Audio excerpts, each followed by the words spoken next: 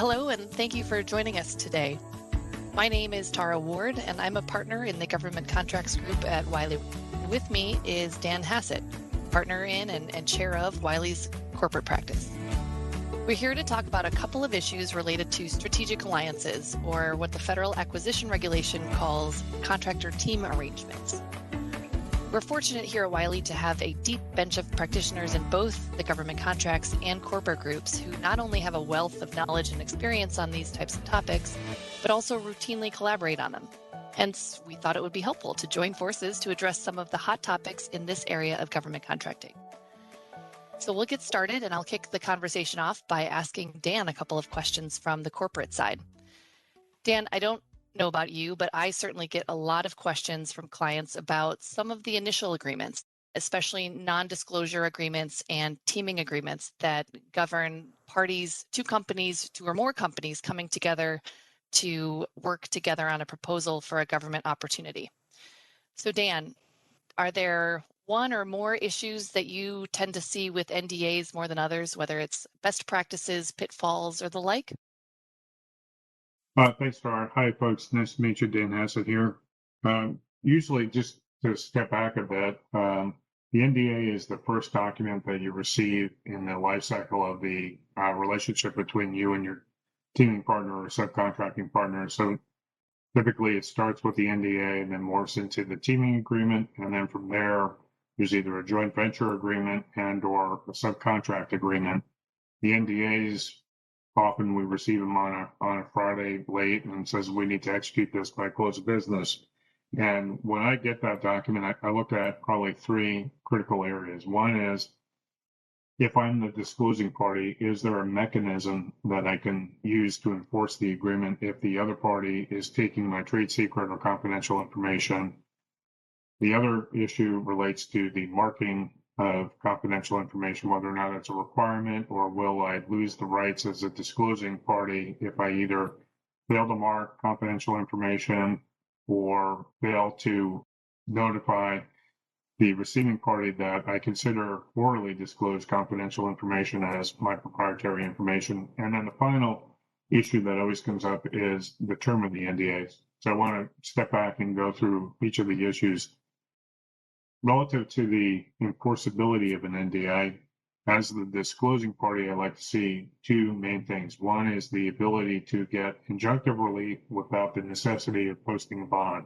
So that allows any breach of the NDA for the disclosing party to go out and get an injunction to stop the further disclosure. And then the other big enforcement mechanism is attorney's fees, that if I am, as the disclosing party, successful in obtaining an injunction, I'm going to get my attorney's fees. All of that's kind of critical to make sure that the NDA is enforced. And the NDA relates not just to the parties' relationship, but it also has a bigger impact on the disclosing party's protection of its trade secrets, which can ultimately impact the valuation of the disclosing party. So trade secrets are an important intellectual property component. And to the extent that you don't protect your trade secrets, you may lose some of the valuation in your company. The second issue is a marking requirement. It's best practices as the disclosing party to mark all information that you provide to the receiving party as your confidential information. Sometimes an issue will occur on how you mark, or are you required to mark orally disclosed information. So you don't obviously mark the information as confidential at the time of the oral disclosure. You may have a pronouncement in there, but from an evidentiary standpoint, you want to be able to point to something that says that we had a meeting on June 29th and we talked about X, and we consider all that our confidential information as defined in the NDA. And that way there's a record, a written record, if you ever get into litigation over whether or not something is confidential. Then finally, the issue is relates to the third issue relates to the term of the NDA. And there are two components of that. One is how long the disclosure requirement goes back and forth. And usually I see 1 to 2 years. Anything beyond 2 years is a little extreme. But even if the disclosure stops, the trading of information stops between the parties, the restrictions on non-disclosure to the receiving party stay out there either indefinitely or for a sunset period of preferably 3 to 5 years. Sometimes that sunset period would apply indefinitely if the disclosed information is considered a trade secret. So again, those are probably the big three issues that I see on a weekly basis. Thanks, Dan. I think that's certainly helpful. Let me follow that up with potentially a quirkier question on the NDA side. Dan, I know you and I have talked about this before, but it might be of interest to perhaps a broader audience. In the government contracts field, where you might have more than two companies involved, more than two companies potentially partnering in some way, shape, form to submit a proposal in response to an opportunity, the question has come up, how do you structure NDAs to potentially maximize cooperation among team members? So, Dan, you and I talked about a client question. Can we or should we create an NDA that has multiple parties signing off on it? One single consolidated all-party NDA that might contemplate the ability for team members to talk to each other, potentially independent of the team lead or prime contractor? Or is it best still to maintain siloed NDAs, just the typical two-party NDAs with the team lead or the prime being sort of the hub? So do you have thoughts on that specific, as I said, quirky question? Sure, thanks. Yeah, we have kind of talked about it and the pros and cons on both alternatives. So to step back a bit, by using a multi-party approach, there are some benefits. There's efficiency once you reach agreement on it that everyone feels free to disclose amongst the community of interest of parties. So you may have A, B, C, and D as parties to the NDA. The problem occurs is that it's hard to get A, B, C, and D to reach an agreement on what an NDA would look like. Everyone will want carve-outs about what their exposure or liability is for the non-performance of the other party. And then sometimes you can get into fights over not just enforcement, but over who owns the disclosed intellectual property. So for a lot of reasons, it ends up, even though in theory looking like a cleaner option, in practice can be a little bit more cumbersome either to get to a final document or to enforce the document once it's all agreed to. The easier approach may be to have an agreed upon form that is a bilateral NDA between each of the affected parties. So that's beneficial for a couple of reasons. One, you can probably agree on what the form NDA would look like a little bit better than a multi-party NDA. From an enforcement mechanism perspective, I'm just really suing one party for the breach of the NDA rather than trying to bring in multiple parties. And then from a clarity of who owns what with respect to the disclosed information or intellectual property, the bilateral NDA is a lot easier to describe where the line is on ownership. That all makes sense to me. And I think, when we've talked this through with our clients, it makes sense to them as well. It's an interesting discussion around some of the practical considerations of really needing to and wanting to share information, but then also appreciating that the enforceability and the potential litigation issues down the road do throw up some roadblocks. I'd like to, if we could, move on from NDAs and talk a little bit about teaming agreements, which I know, Dan, you kind of teed up at the beginning as one of the key documents we talk about when we talk about strategic alliances or contractor team arrangements. Here, I'd love to leverage and hear from you and your expertise on the drafting and negotiation side. I certainly have my own thoughts on teaming agreements from the litigation side, but we'll get to those in a minute. Not to put you on the spot, but I suppose that's what we're here for. What do you see as the top 3 issues that contractors should be most focused on when drafting or negotiating teaming agreements? So before we get into the top 3 issues, I think we have to define what the purpose of the teaming agreement is. So the teaming agreement is really to give a roadmap of where the parties want to end up in the definitive document, whether or not that's a subcontract agreement or a joint venture arrangement. So in a lot of ways, it's an exercise where the product, the teaming agreement, is the process of going through and defining the respective roles of the parties.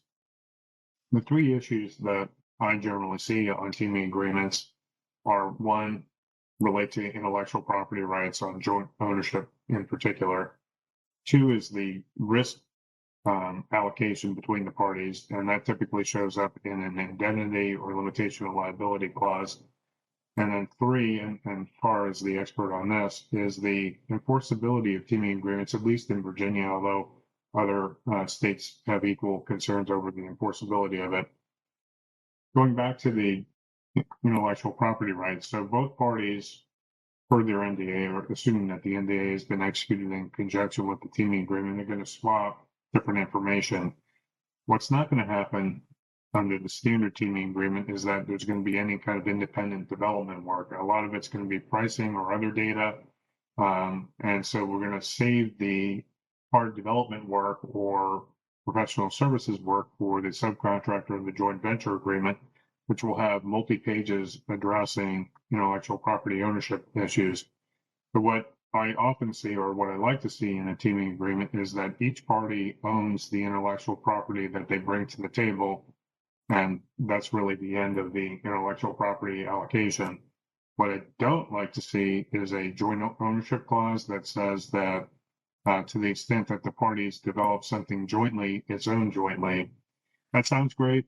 It looks like a very neutral provision. It could have very disparate impacts on the smaller party or on both parties for that matter, because under a joint ownership scenario, both sides can go off and do whatever they want with the jointly developed intellectual property without accounting to the other party. And what that means is that you potentially have created a competitor in this space, which is unintended. The next area is indemnity and limitation of liability, roughly risk shifting areas. The teaming agreement is set up as a intentional document. It's not a money-making document, meaning that neither side is really making revenue off of the services that they're providing in the teaming agreement. There's an expectation that there could be a contract award in the future, or there could be a joint venture in the future. But at the end of the day, there's this document by itself is not going to result in one party getting paid under the contract. So as a result of that, you want to avoid a situation where now you have a non-revenue contract producing insurance level responsibilities. And how you get to insurance level responsibilities is having an indemnity clause either for breach of contract or for broader third-party claims associated with intellectual property or other issues relative to the services under the teaming agreement.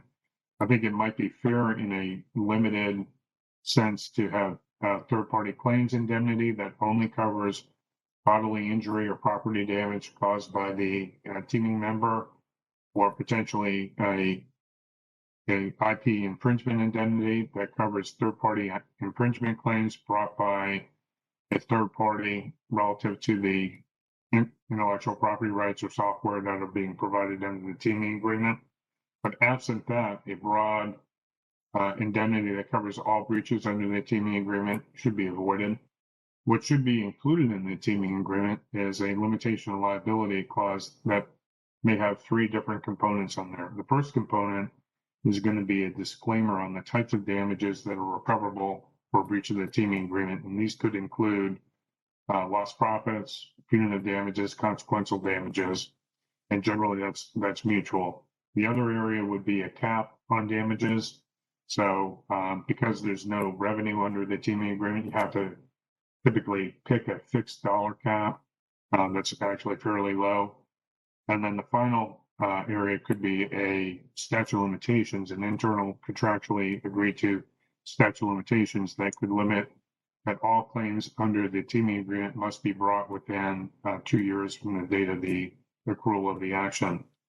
With that, Tara, I was going to turn it over to you to talk a little bit about the enforceability of teaming agreements. I know there's been some developments in Virginia and other states on the agreement to agree standard, and that perhaps teaming agreements are not a lot solid agreements that everyone thought they were.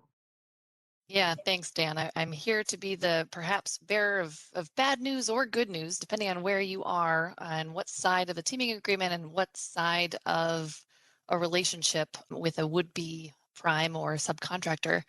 The enforceability of teaming agreements, as Dan mentioned, is a hot but also increasingly settled topic in Virginia. And before I start talking about the law in Virginia, I'll just note again to back up, one of the key goals of a teaming agreement is to outline the parameters of a working relationship between companies as they go forward on the proposal effort, usually, and then also envisions some sort of work share arrangement if the would-be prime contractor actually wins the contract award.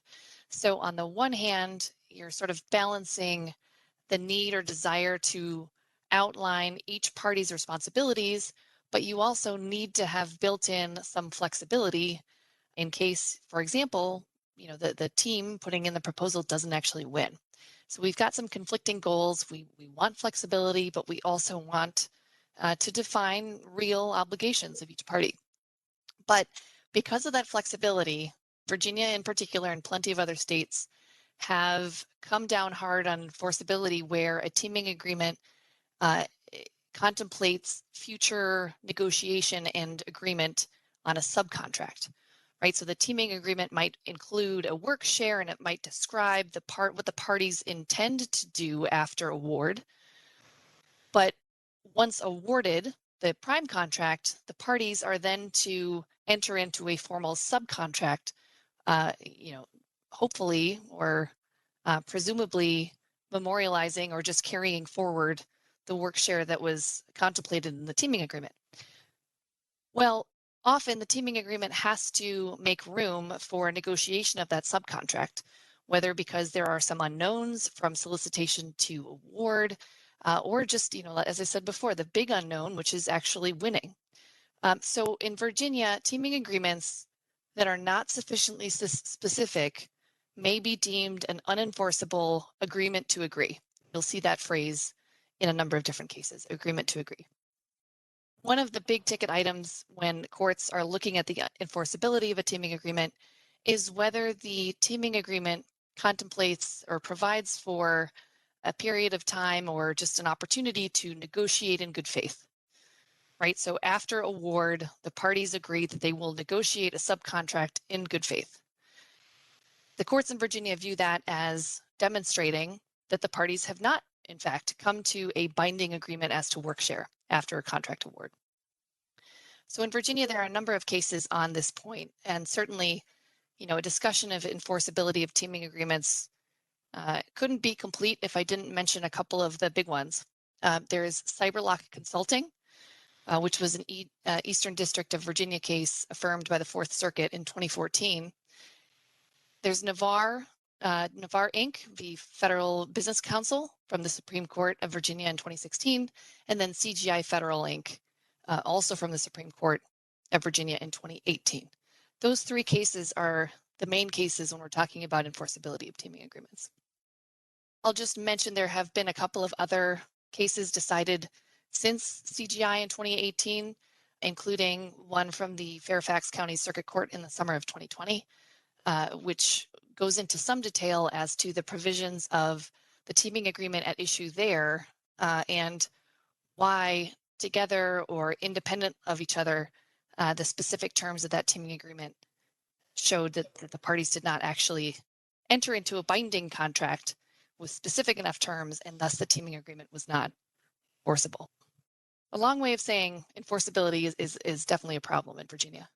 So Tara, I'm either a teaming partner that is committing to exclusivity and I want to get a work share as consideration for the exclusivity, or on the prime contractor and I want to make sure that my teaming partner is going to agree to particular terms, that they're going to be there with me and adhere to the exclusivity provision when we get further along on the RP stage. How can I ensure the enforceability, at least if I'm in Virginia, of my teaming agreement?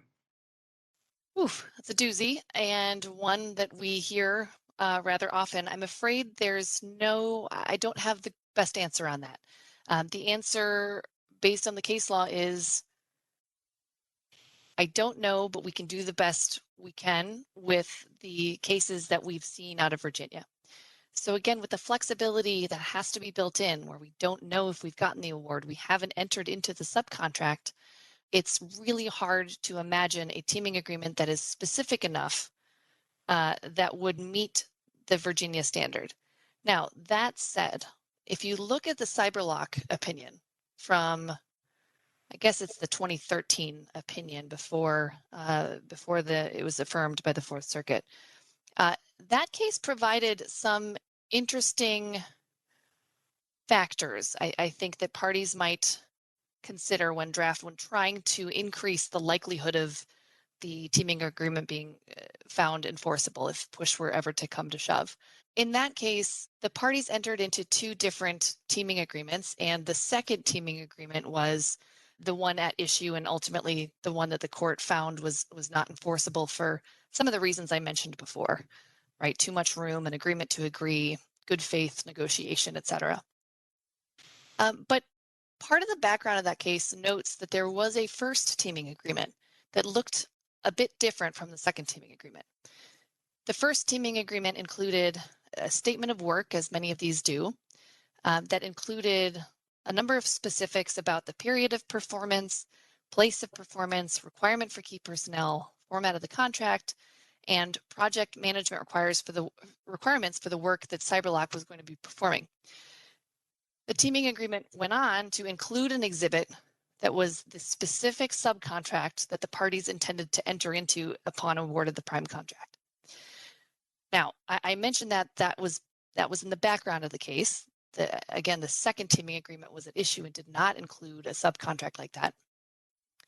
But the court, in discussing the enforceability of the second teaming agreement, noted in dicta that the second teaming agreement, quote, unlike the first teaming agreement, did not include as an exhibit the subcontract the parties intended to execute.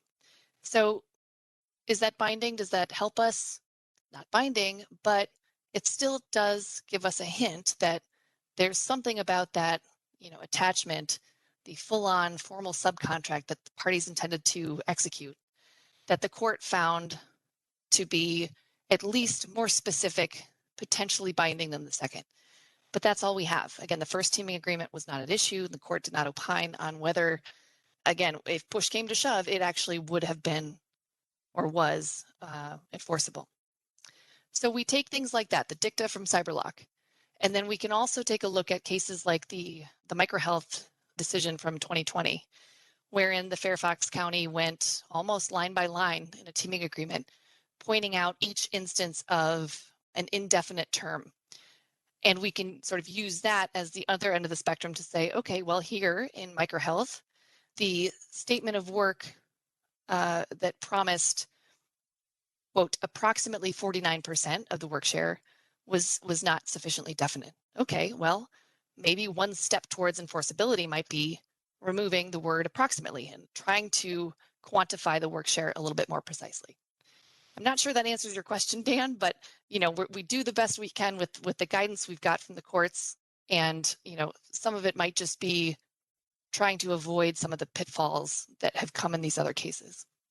Well, it sounds that's all very helpful. It sounds like the agreement to agree standard is maybe not necessarily great, but a hard hurdle to overcome, that you almost have to go through the whole process of negotiating specific terms in your subcontract as part or as an attachment to your teaming agreement, which sometimes defeats the basis for a teaming agreement to be putting together a team that you are relatively certain that you're going to use, but may not use all those members on a go-forward basis. So why would you even have a teaming agreement if it's questionable whether or not you can enforce it? It's a great question, and I think we're of a similar mind. And that is, there's still value in attempting to negotiate, and actually not even attempting to actually negotiate the intended work share and the shared responsibilities under a prime contract.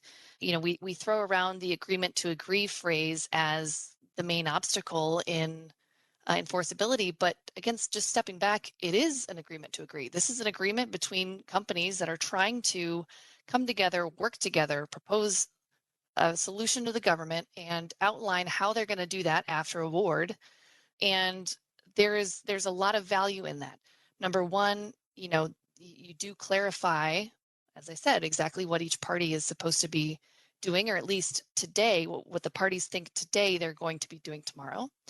But also, part two, as you mentioned, Dan, teams do change. And I think, the negotiation process and hammering out some of the key terms, whether they are the provisions that you mentioned earlier, joint ownership of IP or indemnification, or the work share responsibilities. There is a lot to learn about a potential work partner from the negotiation process itself. Not only are you setting expectations and taking on your own obligations, but you're also learning a lot about your would-be partner. And sometimes, I've certainly seen it, the negotiation process itself is so difficult. Parties are not particularly keen on giving a little, taking a little, that the team falls apart before you even get the team together. So I think there's a lot of value in the practice. I know we've talked about this before, Dan. I don't know if you have other thoughts on why bother. Well, I agree with you. I think the process is actually very important, and learning a little bit further about the relationship. If you view the NDA as the initial introduction and then a teaming agreement as more defined, to use a different analogy, dating process where you're learning about each other, I think that's important.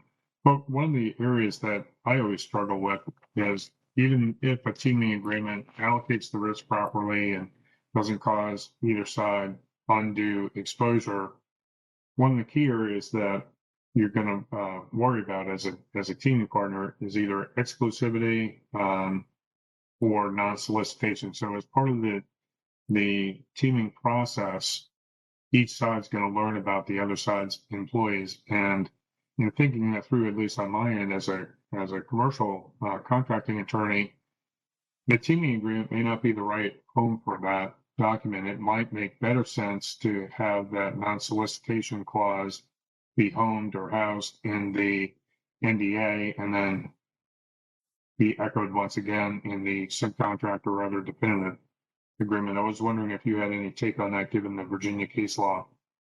It's interesting. I haven't had the occasion to think about that before right now, but I will say one of the issues with teaming agreement enforceability is, there is an open question of sort of the severability of certain portions of a teaming agreement. If you're having a work share fight and we run into agreement to agree issues on the enforceability of a work share, could you separately enforce other aspects of a teaming agreement, like non-solicitation, like you mentioned? The problem there is, if you're at that stage of a breakup, you're already in costly litigation and fighting about whether certain provisions are or are not enforceable.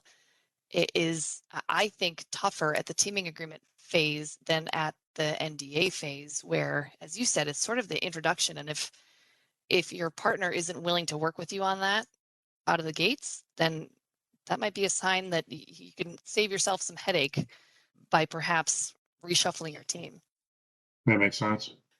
Well, I will say time has flown for me, and I know that we've really only scratched the surface of some of the strategic alliance considerations, issues, and documents.